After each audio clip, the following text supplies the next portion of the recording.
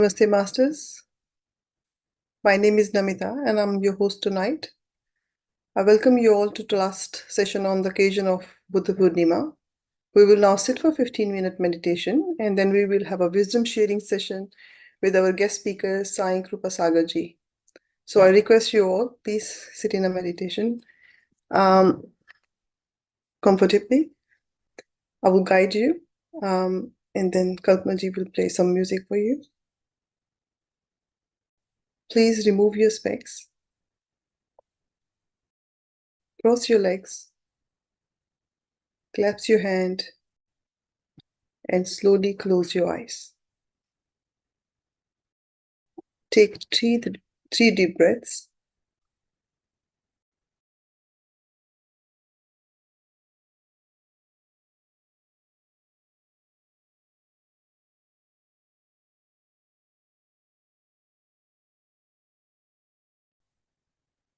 Just focus on your breath.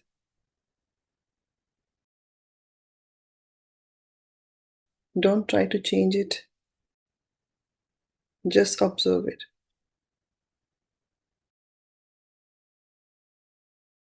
See if it's slow or it's fast.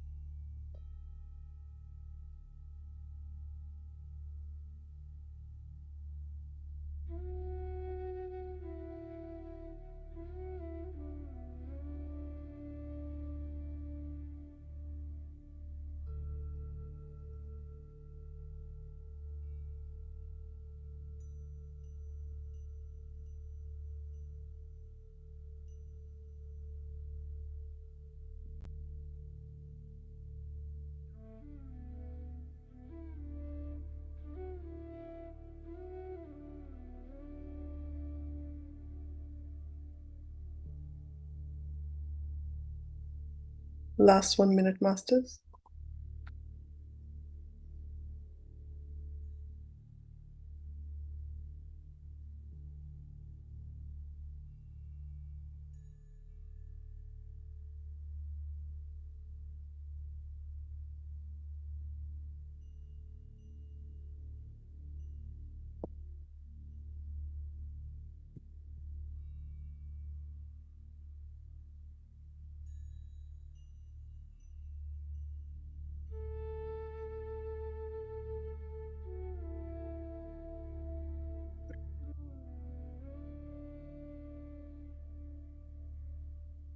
Last 10 seconds.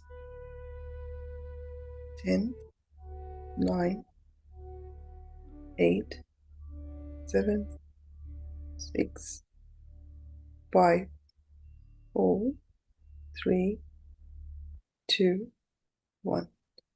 Please put your palm on your eyes and slowly open them when you're ready.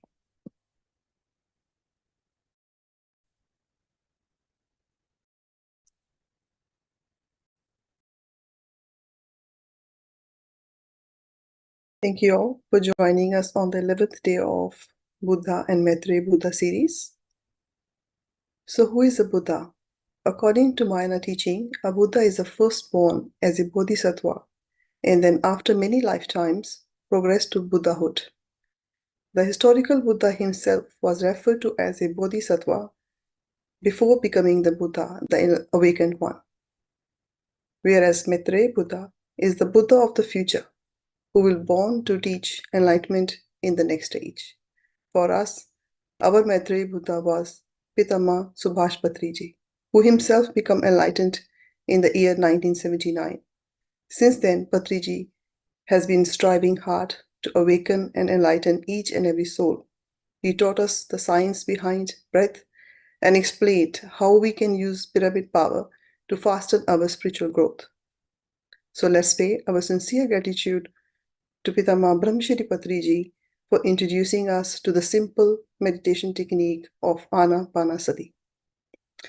So let's move to the next part of the session. Tonight, we have a very special guest, Sai Krupa Sagar ji, between us. Welcome, sir, who will share his wisdom on the topic of Eightfold Path. Sir is currently the trustee of Pyramid Valley International, Bengaluru.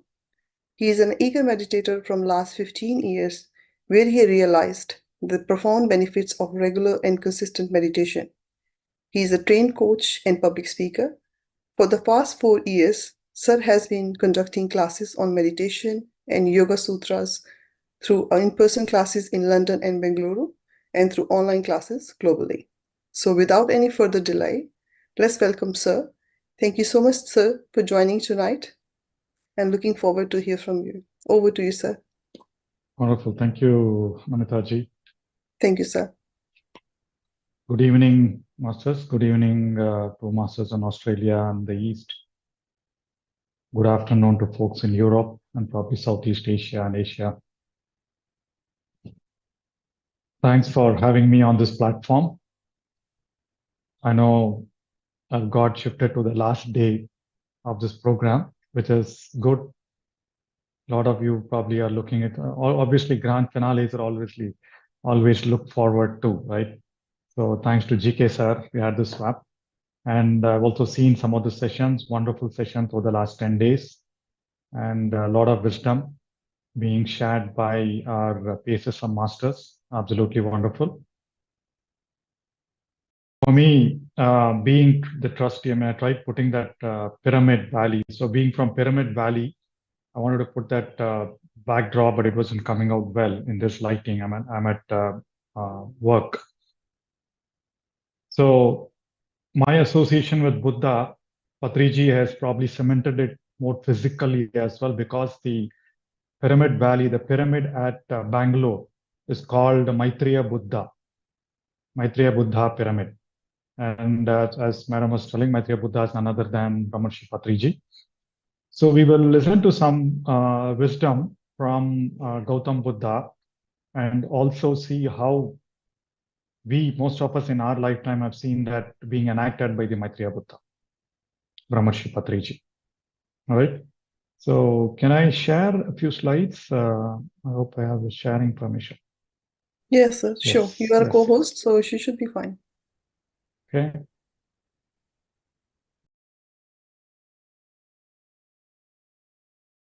Able to see? Yes, sir. Perfectly. Okay.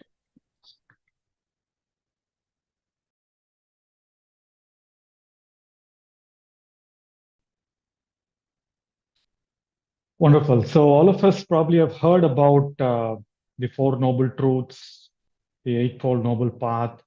In fact, it took me several years for me to go deep into the Eightfold Path, though I've been seeing the Eightfold Path written in our Kabir Bhavan in Pyramid Valley and also in the entrance to the pyramid in Bangalore.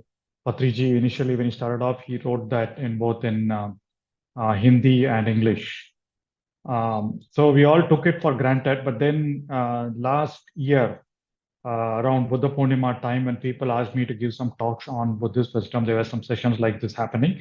And that is when I dug deep into the Eightfold Path and a lot of other wisdoms, other Buddhist concepts, so which I'll talk a little bit about as we go through this. So I'm sure all of you know the noble four noble truths, right? So one is pain is inevitable. Sorry, pain is always going to be there. So Buddha says suffering is inevitable, but then we have our own adage, right? I mean, pain is inevitable, suffering is optional, right? So I would probably want to go with that. So pain is inevitable. Pain and suffering are similar, the same. And as all of you know, the story of Buddha, I'm sure some of you probably have heard that in one of the sessions earlier. For Buddha at that time, or for Gautama at that time, he saw an old man, a dead body, and a sick person, and a saintly person. And these were the four things that triggered in him all these questions on why people suffer, where does suffering come from, right? And what is the cause of suffering, and how do we let go of, how do we get rid of suffering? And that is when he formulated this four noble truths. Truth number one: suffering is there. Suffering is part. Suffering is existential. Suffering is part of our existence. So could be old age, could be illness, and we all know death. And the pandemic has alerted us to how death is a normal part of our life. And then, of course, all the different kinds of misery that we go through because of our mental formation, because of our misinterpretation of things, because of our ignorance. And that is what we'll talk about it. The first truth is suffering is, or in this case, pain or suffering is cannot be avoided. It is going to be part of all our life. And second discovery that Gautama discovered was the origin of suffering. What is the cause of suffering? I'm sure all of you are very adept at it. Can you type a few? I want to see if we can make it interactive.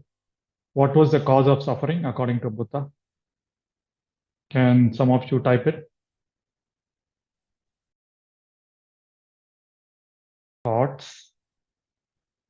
There's a very technical word. Yes, cravings, your wish, yeah, desires, ignorance,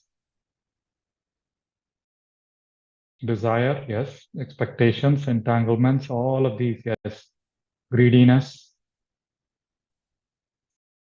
Anything else? Yeah, it's pretty much all of those. And Buddha's word was craving or attachment, right? And that's what we wrote about greediness and desires. So craving, if you look at all our meditation processes, all of Buddhist teachings ultimately talk about how do we let go of craving.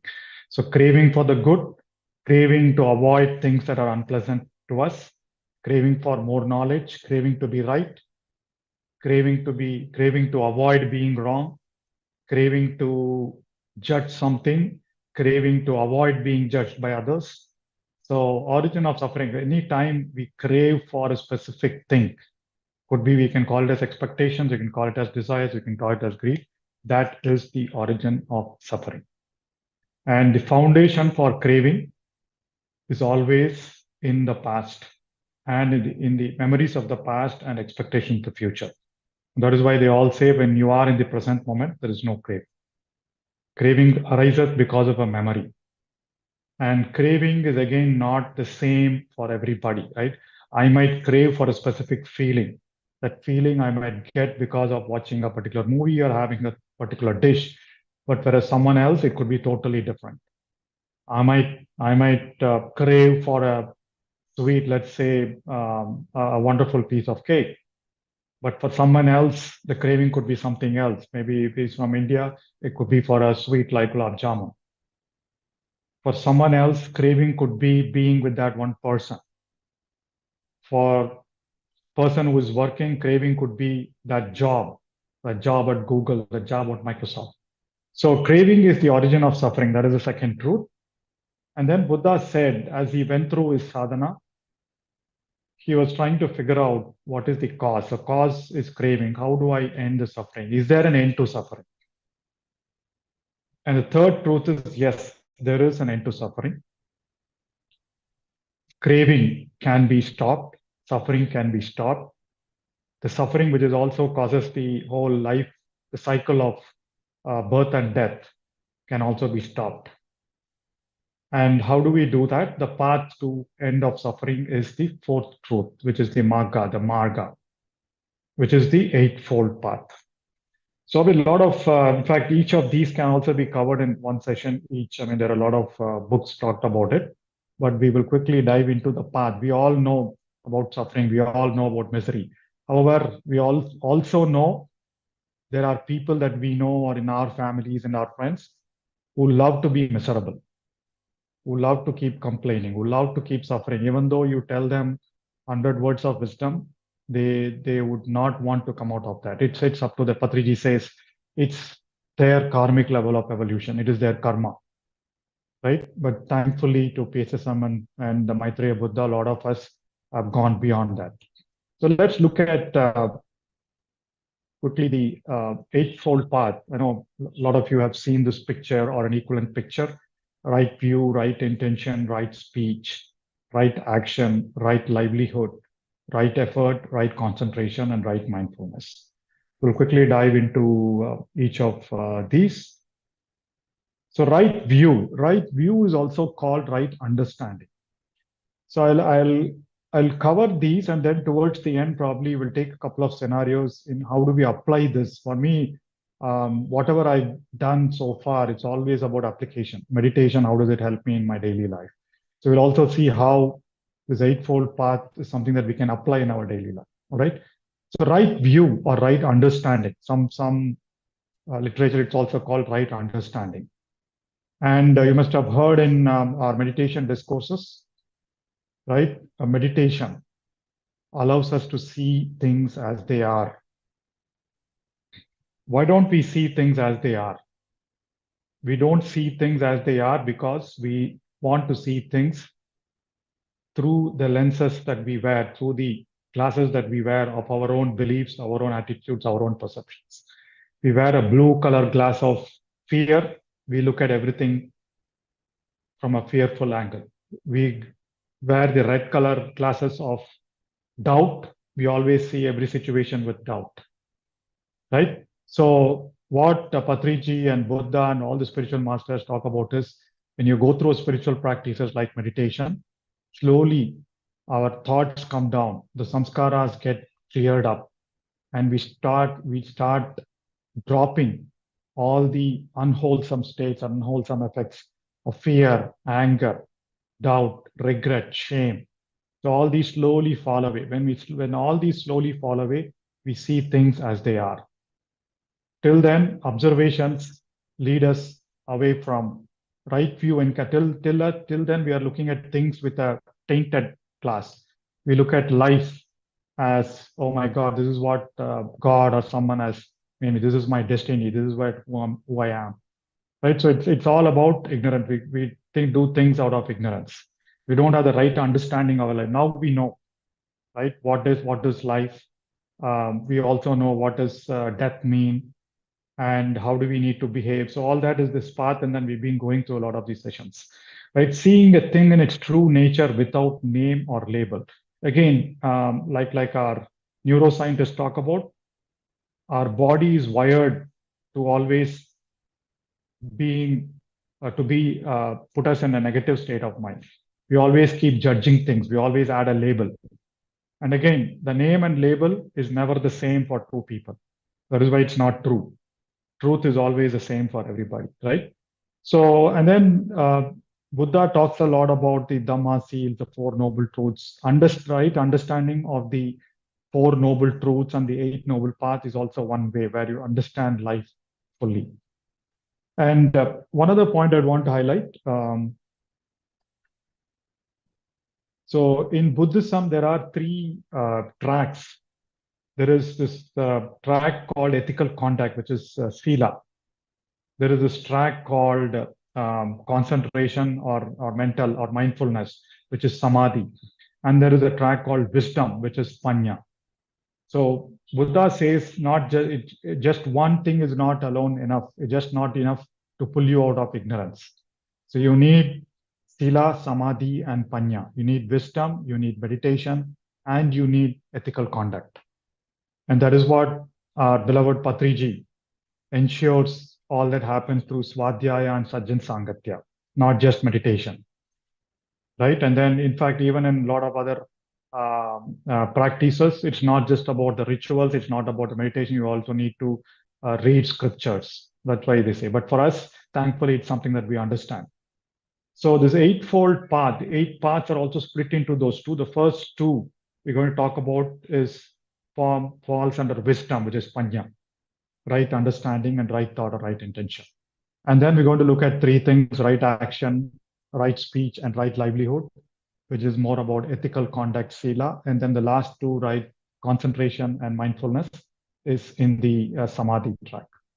So all these three are important. All these three together give us the path away from suffering. Let me just reshare it.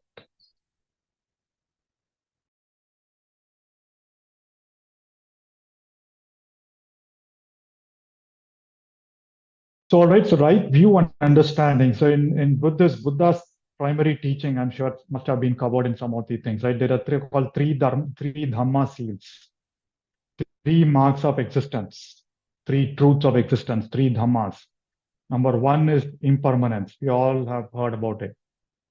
Anicca, impermanence. All existing things are constantly changing. Everything changes.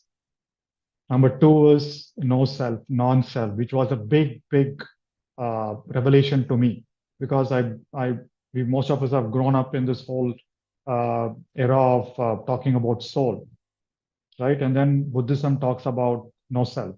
We'll see if we can cover why, right? And then the third one is dukkha. So these are the three eternal truths, three marks of existence of life: impermanence, non-self, and suffering. We spoke about suffering in the first noble path and this one, right? Similarly, impermanence. We know our every breath, all of us practice anapanasati meditation, right? So when we say our every breath is different, sometimes we breathe in through the left nose, sometimes we breathe in through the right nose and breathe out through the left nose. Sometimes our in breath is longer, sometimes our out breath or the exhale is longer, right? Sometimes we feel sensations in the chest region, sometimes we feel sensations elsewhere. And then every moment, our thoughts, the abstractions, the feelings are different. So our breath, right from our breath, and then we also know our body keeps changing every few years. Every day there are millions of new cells being generated. Every time we learn something, neurons in our brain gets built, right? And then they say during the course of our lifetime, our heart gets regenerated thrice. And similarly, all the organs undergo. So we don't have the same heart, the same lungs when we are 50, but we don't have the same thing that we had at 10 years or 12 years, right? So the body changes, situations change. COVID taught us that no person is going to be constant. Relationships change, situations change, work situations change, people change. And then in nature also, right? Seasons change, right? And then in fact, some of you might have heard in India, it's very different summer, very different, at least in Bangalore, it's been very different compared to last several years, right? So things change. So that is what is impermanent. Nothing is permanent. And Buddha says suffering happens when you try to think something that is impermanent as permanent. When we think that, okay, my relationship with this particular person is going to be permanent and things change, it causes suffering. And when we think that this particular thing is always going to be the same, the cup of coffee that I'm going to get every day is going to be the same, and one day it's different, then that causes suffering. So the moment we are attached to something that is not permanent, the attachment is because we consider it as permanent, right? When you consider something that is impermanent, permanent, that is a cause for suffering. And similarly, non-self, and I'm going to keep it simple. Ego, it gives us identity. Our identity is not the same. We are a student at some point of time. We are a son or a daughter at some point of time. Then we become a working professional. Then we become a dad or a mom. Then we can become a grandpa or a grandma. So things keep changing. Our identity keeps changing. We are no longer at the same job. And then as our roles, I mean, we have a day job, we have a family job, and then as part of PSSM Australia and PSSM, each of us have different roles, right? Roles keep changing. Identity is never the same. Our thoughts, our emotions, our feelings keep changing. And that is why Buddha says, when we talk about a self, it is nothing but a conglomerate of thoughts, feelings, emotions, and beliefs. And those keep changing, right? As we grow, as we evolve, as we are exposed to more wisdom, our beliefs keep changing. Something that we used to believe 10 years ago, we no longer believe that to be true. So that keeps changing. And suffering, again, is part of a natural condition, right? That's another existence. Suffering is because of us considering a non-self to be standard, us considering impermanence to be permanent. And Buddha talks about his 12 links of independent origination. So these are the 12 cycle. And there's a lot of literature on the internet. So if you're able to break one, you look at, for example, one of them deals with mental formations. One of them deals with feelings. If you are in let go of that, then you break that cycle. Otherwise, this is what gives rise to the life and death. You can see a couple of them: birth and death, aging. So if you're able to break one of these 12 links, then you stop. That is when you achieve nibbana or nirvana, right? So right understanding is, for now, I'll keep it simple. Three: impermanence, everything is impermanent, non-self, and suffering is real. Next, moving on to, given the right understanding, the next step of the Eightfold Noble Path is right thought. In some literature, it is called right intention. Right thought is also known as right determination, right awareness, and right intention. But again, it's about having our thoughts in perspective, in accordance with the truths. Right? When our thoughts are in accord with the right dharma at every moment, we eliminate the three poisons and grow closer to becoming a Buddha. This is again a wisdom aspect. What are the three poisons? Ignorance, aversion, and attachment. Patanjali talks about five things. He adds fear and ego as well to it. Right? So every time, I mean, anytime we have a thought that is aligned with attachment, because you like something, there is a thought. Because you want to prevent something, there is a thought. Or because you don't know, because you now, if you have a right understanding, that is fine. But if you think, what is ignorance? Thinking something that is not permanent as permanent, getting attached to it. Thinking that things are going to be the same way as you expect. So all that is ignorance. So these three are the primary causes. And one of the common practices is, as we do, we practice that in some of our retreats. We practice that in some of our meditation courses as well. We give an exercise every day. You keep reflecting on your thoughts. And every moment, anytime you have a thought, make sure you don't have a thought colored with kleshas. Kleshas are these 3 plus 2, right? Aversion, attachment, ignorance, ego, and fear. Anytime you have a thought, if it is not colored with the kleshas, you're good. But if you're colored with the kleshas, then you're causing a samskara. Then you're causing suffering, right? So it is more about awareness, being the right, having right mindfulness. And then always having the intention of releasing those fearful thoughts, releasing those unhelpful thoughts, releasing the thoughts of jealousy, right? So having goodwill, harmlessness. The other key teaching out of this is, we can have all the right intention, we can think all the right thoughts, but intention needs to translate into action. Intention without translating into action, all of us keep doing it, right? Even I keep doing it. Oh, I want to do this, I want to do that, right? I want to build a pyramid, I want to have pyramid centers all over the world. but I need to translate it into action. Till then, it is imagination, like a lot of other things. So, right understanding, right thought, or right intention. So, the two steps. The third one, now that I have a right understanding of things, now I have the right intention or thought to do something. It starts with communicating. You cannot do something by your own self. We all know that, right? We need to communicate. And to communicate right, we need the right speech. Right speech, again, there are some certain rules like Patanjali's Yama and Yama. So, words of truth. What is right speech? Words of truth, words of compassion, words of praise, words of altruism. Right? So, it's about true, honest, being, speaking the right things at the right time, speaking the right things as per the context, right? And then not getting attached to whether you've spoken the right thing or not. So that is also important. So if you look at right speech, now getting into the conduct section. So it's always about, am I speaking the truth that I know of? Is it going to be helpful to me or others? Is it timely? And is it kind? And Patriji always keeps saying, I'm sure you must have heard his videos and lectures. He absolutely abhors gossip. He says, if you don't have anything to talk, shut your mouth, be silent. That is all. Don't just talk just for the sake of talking. I mean, I'm sure that was a big deviation